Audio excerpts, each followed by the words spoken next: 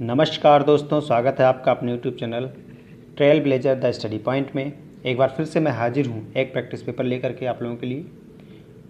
और आज के प्रैक्टिस पेपर में कुल क्वेश्चंस की संख्या है 20 और कट ऑफ टारगेट चैलेंज है 15 का। तो आप लोग इसको 10 सेकेंड्स का पॉज लेकर के ज़रूर करने की कोशिश कीजिएगा और कमेंट बॉक्स में ज़रूर ये बताएं कि आपके कितने क्वेश्चन सही हैं। ठीक है, तो चलिए शुरू करते हैं। आज का पहला क्वेश्चन है, लेजर एक युक्ति है जिसके द्वारा उत्पन्न किया जाता है सतह विकिरण, वर्ण विक्षेपित विकिरण, प्रकीर्ण विकिरण या उद्दीपित विकिरण। इसका सही आंसर क्या होगा? इसका सही आंसर है डी, उद्दीपित विकिरण। आइए एक्सप्लेनेशन देखते हैं। तो लेज़र किरणों की खोज सर्वप्रथम अमेरिका के वैज्ञानिक टी.एच. मेनन ने 1960 में की थी। लेजर शब्द light amplification by stimulated emission of radiation का संक्षिप्त रूप है। इसका अर्थ है विकिरण के उद्दीपन उत्सर्जन द्वारा प्रकाश प्रवर्धन। किसी भी स्रोत से निकलने वाली लेजर किरण में एक वर्णता, दिशात्मक संबद्धता तथा उच्च तीव्रता होती है। मतलब मोनोक्रोमेटिसिटी, डायरेक्शनलिटी और कोहेरेंसी, लाइट इंटेंसिटी गुण होते हैं। लेजर किरणें उत्पन्न करने के रूबी-नियोडियम क्लास नियोडियम भाग, helium, neon, argon, carbon dioxide, gallium phosphide आदि पदार्थों का प्रयोग किया जाता है। इसका सही आंसर है डी। नेक्स्ट क्वेश्चन देखते हैं। किस अधिनियम ने भारतवासियों को अपने देश के प्रशासन में कुछ हिस्सा लेना संभव बनाया? ऑप्शन ए है charter act 1833, B charter act 1853, C government of India act 1858 या डी इंडियन काउंसिल एक्ट 1861। इसका सही आंसर है चार्टर एक्ट 1833। आइए देखते हैं।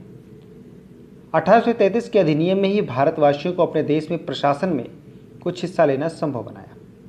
इसी अधिनियम में घोषणा की गई थी, कोई भी निवासी केवल अपने धर्म, जन्मस्थान, वंश के आधार पर किसी पद के लिए अयोग्य नहीं माना जाएगा। तो इसका सही आंसर क्या हो जाएगा? Option A. नेक्स्ट है, शारदा अधिनियम के अंतर्गत लड़कियों एवं लड़कों के विवाह की न्यूनतम आयु क्रमशः निर्धारित की गई थी। कितनी निर्धारित की गई थी ये बताना है। तो इसका सही आंसर क्या होगा? इसका सही आंसर है ऑप्शन बी, 14 साल और 18 साल। मतलब लड़कियों की उम्र 14 साल और लड़कों की 18 साल। 1930 में शारदा अधिनियम द्वारा विवाह के लिए कन्या की न्यूनतम आयु 18 वर्ष और युवक की 14 वर्ष और युवक की 18 वर्ष निश्चित की गई। चलिए आगे बढ़ते हैं।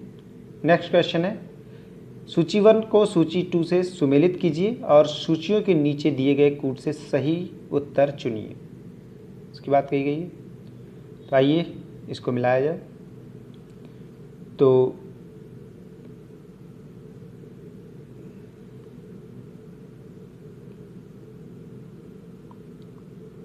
डी का सही हो जाएगा, Jawaharlal Nehru Discovery of India. Ram Manohar Lohia Guilty Men of India's Partition. और बाकी ऊपर के दो देख लेते हैं, 4, 3, यानी ये दो तो गलत हो जाएंगे।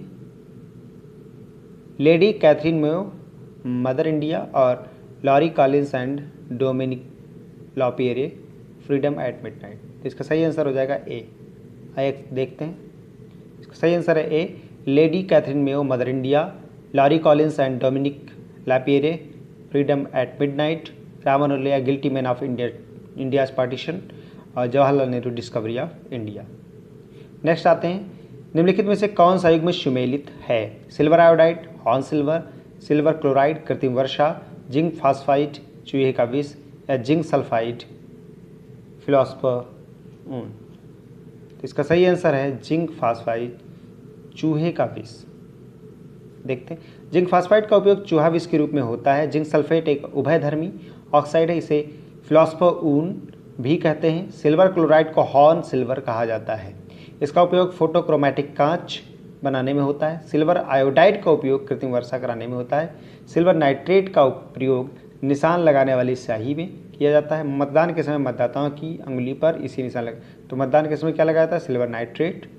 और सिल्वर क्लोराइड को हॉर्न सिल्वर कहा जाता है। इसका प्रयोग किस में होता है? फोटोक्रोमेटिक ग्लास बनाने में।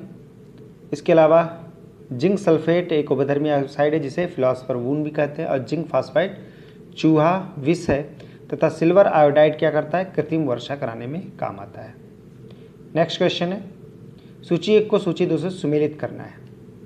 Morphine, sodium, boric acid, German silver. दूसरी तरफ एंटीसेप्टिक, मिश्र धातु, एनाल्जेसिक और केरोसिन ऑयल। तो मार्फिन क्या है? मार्फिन है एक मिश्र धातु है, एनाल्जेसिक है, दर्द निवारक के रूप में काम किया जाता है।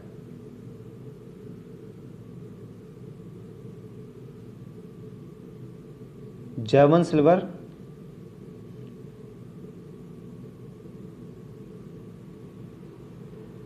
ये एक मिश्र धातु है, जर्मन सिल्वर। बोरिक एसिड और सोडियम, सोडियम को हम लोग केरोसिन ऑयल में ही रखते हैं। सोडियम को केरोसिन ऑयल और बोरिक एसिड एंटीसेप्टिक के रूप में प्रयोग किया जाता है। तो ए का 3, बी का 4, सी का 1 और डी का 2। आंसर हो जाएगा डी। देखते हैं, ऑप्शन डी है। मार्फिन का प्रयोग दर्द निवारक या एनाल्जेसिक के रूप में किया जाता है। सोडियम बहुत अक्रियाशील धातु है तथा वायु में उपस्थित ऑक्सीजन से अभिक्रिया करके अक्रियाशील धातु है जो वायु में उपस्थित ऑक्सीजन में अभिक्रिया करके सोडियम हाइड्रोक्साइड का निर्माण करती है। ये सोडियम हाइड्रोक्साइड वायु में उपस्थित CO2 से संयोग करके सोडियम कार्बोनेट यानी Na2CO3 बनाता है। यही कारण है कि सोडियम धातु को केरोसिन तेल के अंदर डुबोकर रखा जाता है। बोरिक एसिड का उपयोग एंटीसेप्टिक दवा के निर्माण में होता है। इसका उपयोग खाद्य पदार्थों के परिरक्षण में होता है। जर्मन सिल्वर एक मिश्र धातु है, इसमें Cu 60% तथा जिंक 20%। इसका उपयोग बर्तन बनाने तथा मूर्तियाँ बनाने में करते हैं। जर्मन सिल्वर में एक चीज़ ध्यान रखिएगा कि सिल्वर का कोई प्रयोग नहीं है, चांदी का कोई प्रयोग नहीं है, कॉपर और जिंक इसमें होते हैं। ठीक है, नेक्स्ट आता है, निम्नलिखित युग में से कौन सा सुमेलित नहीं है? अजमेर, कुवैतुल इस्लाम मस्जिद, जौनपुर अटाला मस्जिद, मालवा जहाज महल, गुलबर्गा जामा मस्जिद। सही आंसर क्या हो जाएगा? इसका सही आंसर है अजमेर कुवैतुल इस्लाम मस्जिद। ये यहाँ पर नहीं है।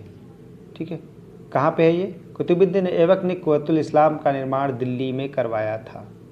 नेक्स्ट है, मैं एक समाजवादी और गणतंत्रवादी हूँ और मुझे राजाओं और राजकुमारों में विश्वास नहीं है। यह वक्तव्य संबंधित है किससे?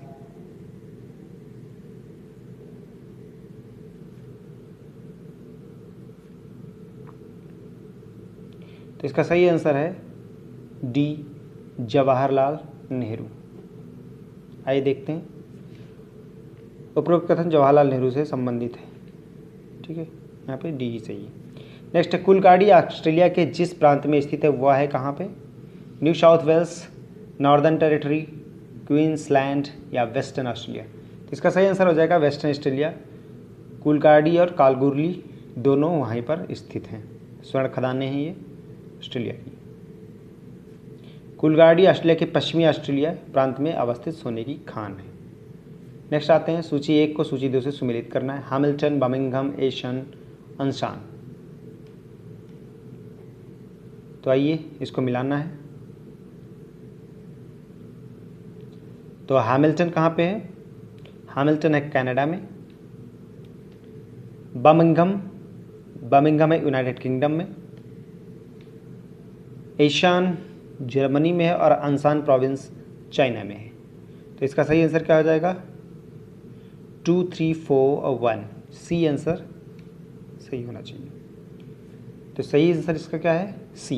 Hamilton Canada, Birmingham United Kingdom, Essen Germany, Anshan China. निम्नलिखित में से कौन सा युग में सुमेलित नहीं है? वृंदावन मंदिर मथुरा, जेके मंदिर लखनऊ, विश्वनाथ मंदिर वाराणसी, देवीपाटन मंदिर तुलसीपुर। तो इसका सही आंसर है, युग में सुमेलित नहीं है पूछा गया है तो जेके मंदिर लखनऊ में नहीं कानपुर में है। ठीक है, जेके मंदिर कानपुर में अवस्थित है। नेक्स्ट क्वेश्चन पे आते हैं, वह प्रसिद्ध जैन आचार्य कौन थे जिनको अकबर ने बहुत सम्मानित किया था? चंद्रप्रभा सूरी, हरविजय सूरी, पुष्पदंत या यशोभद्र? तो इसका सही आंसर है हरविजय सूरी। हीर विजय नहीं, हरविजय होना चाहिए यहाँ पे, हरविजय सूरी। अकबर ने जैन धर्म के आचार्य हरविजय को अत्यधिक सम्मानित किया था। इन्हें अकबर ने जगत गुरु की उपाधि दी थी। नेक्स्ट क्वेश्चन, किस सदन के सदस्यों द्वारा बहुमत से अविश्वास प्रस्ताव पास होने पर मंत्रिपरिषद को त्यागपत्र देना पड़ेगा? तो मंत्रिपरिषद लोकसभा के प्रति उत्तरदायी होता है, तो ये सही आंसर इसका हो जाएगा लोकसभा। ठीक है, लोकसभा के सदस्यों द्वारा बहुमत से अविश्वास प्रस्ताव पास होने पर मंत्रिपरिषद को त्यागपत्र देना पड़ता है। अविश्वास प्रस्ताव लाने के लिए 50 सदस्यों का समर्थन आवश्यक है। Answer A. नेक्स्ट है, भारत के निम्नलिखित राष्ट्रपतियों में से कौन ट्रेड यूनियन आंदोलन से संबद्ध रहा है? वीवी गिरी, एन संजीव रेड्डी, नीलम संजीव रेड्डी, के आर नारायणन, जाकिर हुसैन? इसका सही आंसर है ए, वीवी गिरी। भारत के चौथे राष्ट्रपति वीवी गिरी श्रम आंदोलन से जुड़े रहे और उनके महासचिव बने और अखिल भारतीय ट्रेड यूनियन कांग्रेस के 2 बार अध्यक्ष रहे। वर्ष 1937 के आम चुनाव के बाद श्रम मंत्री भी बने थे। 1975 में उन्हें भारत रत्न दिया गया। तो कब दिया गया? 1975 में। चौथे राष्ट्रपति थे ये और इन्होंने सेकेंड काउंटिंग में इन्होंने नीलम संजीवा रेड्डी को ही हराया था। ठीक है, आगे बढ़ते हैं। निम्नलिखित में से कौन सा सही सुमेलित नहीं है?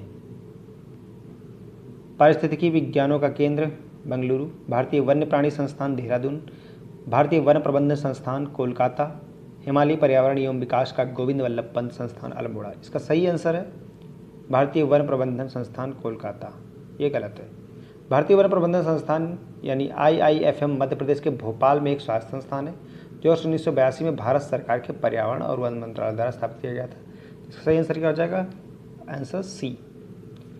नेक्स्ट क्वेश्चन, निम्नलिखित में से कौन सही सुमेलित नहीं है? नांगल बांध, सतलज नदी, सरदार सरोवर परियोजना, नर्मदा नदी, नागार्जुन सागर, गोदावरी नदी या हीराकुंड महानदी? तो इसका सही आंसर है नागार्जुन सागर, गोदावरी नदी। देखते हैं, नागार्जुन सागर परियोजना कृष्णा नदी पर स्थित है, बाकी सभी सुमेलित है। नेक्स्ट, मुस्लिम लीग के लाहौर अधिवेशन 1940 की अध्यक्षता किसने की थी? लियाकत अली खां, चौधरी खलीक उस्मान, मोहम्मद अली जिन्ना या फातिमा जिन्ना? तो इसका सही आंसर है मोहम्मद अली जिन्ना। 1940 मुस्लिम लीग के लाहौर अधिवेशन 1940 की अध्यक्षता मोहम्मद अली जिन्ना ने की थी। नेक्स्ट क्वेश्चन है, निम्नलिखित में से कौन सा एक सही सुमेलित नहीं है? अनुच्छेद 39A समान न्याय एवं निःशुल्क विधिक संहिता, अनुच्छेद 19 ग्राम पंचायतों का गठन, अनुच्छेद 44 समान नागरिक संहिता या अनुच्छेद 48 न्यायपालिका का कार्यपालिका से पृथक्करण? वैसे तो इसका सही आंसर अनुच्छेद बी हो जाना चाहिए, लेकिन यहाँ पे डी दिया हुआ है, थोड़ा सा कन्फ्यूजन है। अनुच्छेद 48 के अनुसार राज्य कृषि और पशुपालन को आधुनिक और वैज्ञानिक प्रणाली से संगठित करने का प्रयास करेगा और विशेषतः गायों और बछड़ों तथा अन्य दुधारू और वाहक पशुओं की नस्लों के परिरक्षण और सुधार के लिए उनके वध का प्रतिषेध करने के लिए कदम उठाएगा। ठीक है, तो इसका डी भी गलत है और बी भी गलत है। तो ऐसी स्थिति में इस क्वेश्चन की काउंटिंग ना की जाए तो बेटर है, क्योंकि अनुच्छेद 19 में स्वतंत्रता का अधिकार दिया हुआ है। ठीक है, तो बी और डी इसके दोनों गलत हैं। नेक्स्ट आते हैं, सर्वाधिक अस्थायी पारिस्थितिकी तंत्र निम्नलिखित में से कौन सी है? तो इसका सही आंसर हो जाएगा सी। पारिस्थितिकी तंत्र हमेशा वो अस्थायी होता है ज़्यादा जिसमें फूड चेन्स ज़्यादा यानी फूड वेब्स ज़्यादा से ज़्यादा नजर आए हैं। ठीक है, महासागरों में सर्वाधिक अस्थायी पारिस्थितिकी तंत्र पाया क्योंकि महासागरों में जातियों की सर्वाधिक विविधता होती है। पारिस्थितिकी तंत्र में जातियों की जितनी अधिक विविधता होती है उसकी स्थिरता उतनी ही अधिक होती है। जैसा मैंने बताया कि फूड वेब्स जितना ज़्यादा डेंस होगा उतनी ज़्यादा स्टेबिलिटी पाई जाएगी। कि सपोज़ एक फूड चेन में कोई एक प्राणी का ख़त्म भी हो गया तो दूसरे फूड चेन से उसको सर्वाइवल मिल सके, तो उसमें अस्थायित्व रहता है। नेक्स्ट, किसी राज्य का सचिवालय भवन या किस राज्य का सचिवालय भवन राइटर्स बिल्डिंग के नाम से जाना जाता है? तो इसका सही आंसर है पश्चिम बंगाल। पश्चिम बंगाल की जो बिल्डिंग है उसे राइटर्स बिल्डिंग कहा जाता है। पश्चिम बंगाल राज्य का सचिवालय राइटर्स बिल्डिंग के नाम से जाना जाता है। राइटर्स बिल्डिंग का प्रयोग मुख्यमंत्री आवास के रूप में किया जाता है। इसके डिज़ाइनर थॉमस लियोन थे। ठीक है, आज थोड़ा सा जल्दी करने की कोशिश की गई है, क्वेश्चंस थोड़े से ज़्यादा थे और थोड़ी सी इसमें प्रॉब्लम भी आई, स्लिप ऑफ टंग भी हुआ, लेकिन चलिए कंटिन्यू रहेगा आगे। Thank you very much. आप इसे ज़्यादा से ज़्यादा लाइक करें, शेयर करें और ज़्यादा से ज़्यादा लोगों तक पहुँचाएँ इसे शेयर करके और सब्सक्राइब करें।